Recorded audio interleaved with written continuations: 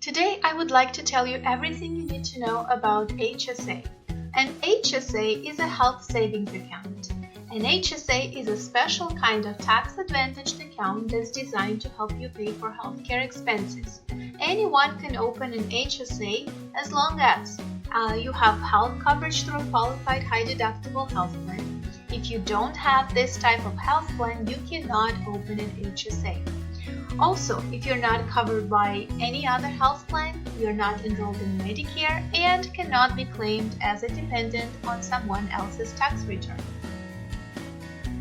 The account is owned by you, so no matter where you work, the money that's in the account always belongs to you, even if it was contributed by your employer. You can use the money in the account to pay for your current medical expenses or save it for the future and pay for medical expenses, including those in retirement. There are many special advantages to opening an HSA. You probably heard of the flexible spending account. Well, unlike this flexible spending account, there is no use it or lose it with an HSA. Any dollars left in your account at the end of the year roll over to the next year. That means that you decide whether to spend or save your HSA dollars, which makes it easier for you to save for the future. You can withdraw money from your HSA account without paying taxes or a penalty as long as those dollars are used to pay for qualified medical expenses. Qualified medical expenses include things that are associated with your health plan, such as deductibles and coinsurance, vision care, dental expenses, over-the-counter supplies, and some insurance premiums. Using your HSA is easy. Let's start by talking about contributions. Both you and your employer can contribute money to your HSA. Remember, employer contributions are not taxable to you as an employee, and once the money is deposited into your account, it belongs to you. The best way to contribute to your account is through automatic payroll deductions if your employer allows this. Not only this is convenient, but payroll deductions help you make consistent contributions and you get the most tax savings this way. Plus, you have flexibility to change your payroll deduction at any time throughout the year. You have a lot of flexibility when contributing to your HSA. You can put money into your account at any time during the year, and you can even contribute up to until the tax filing deadline, which gives you more time to fully fund your account. If you fund your account on a post-tax basis, you'll realize the tax savings when you file your taxes for the year.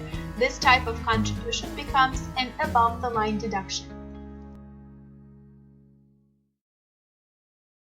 Now let's talk about how much you can contribute to your HSA. Every year, the IRS sets a maximum amount that you can contribute to your HSA. This maximum is based on your health plan contract type, single or family. These maximums include contributions made by you and your employer. Together, your contributions cannot exceed these amounts. Every year, the amounts change. Of course, there are exceptions to every rule, and with HSA contributions, the exception is that the account holders who are 55 or older at any time during that year, these individuals can contribute an additional $1,000 every year to an HSA. This is called a catch-up contribution. There are just a few things to keep in mind when using your HSA. Withdrawals from your account are tax-free as long as the money is used for a qualified expense. Expenses must be included on or after the date that your HSA is opened.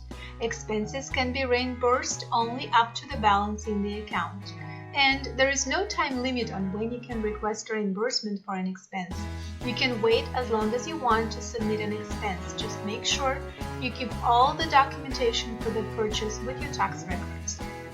In case you're audited by the IRS, you'll need to provide the documentation to show that the money you withdrew was used for qualified medical expenses. If it wasn't, you'll pay income tax on those dollars as well as a 20% penalty if you are under age of 65.